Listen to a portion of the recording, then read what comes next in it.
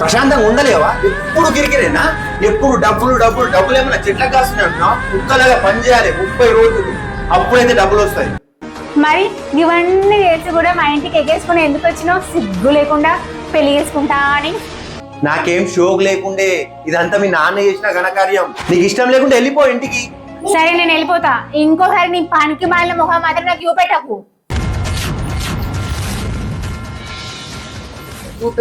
ఏమైందమ్మా ఇంటి రాత్రి ఇలా వచ్చావు? అల్లుడు గారు ఇక్కడ లోపలికి రా. లేదమ్మా, నాకు ఆయనతో జీవితకాలం బతకాలని లేదు, అందుకే వచ్చేసిన. సరే అమ్మా లోపలికి రా, చాలా లేట్ అయింది, తిని పడుకో, రేపు మాట్లాడుకుందాం. ప్రియా, ఏమైంది? ఎందుకు ఇలా చేస్తున్నావు? ఏమైంది నీకు? అంతా నువ్వేస్తున్నావు, ఏం చిరాకు తెప్పిస్తున్నావు నాకు. ఏంటి నేను ఇలా వచ్చేసి ఇంత పెద్ద తప్పు చేశానా?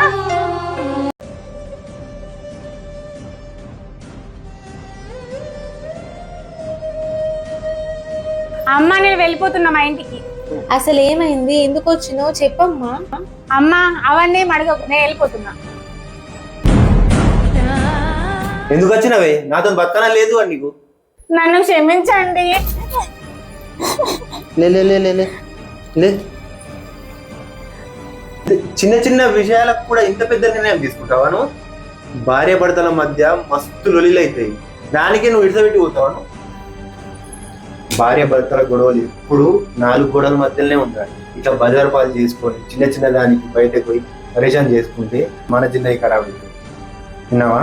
ఇంకెప్పుడు ఇటువంటి నిర్ణయాలు ఇప్పటికీ తీసుకో, సరేనా? సరేనండి.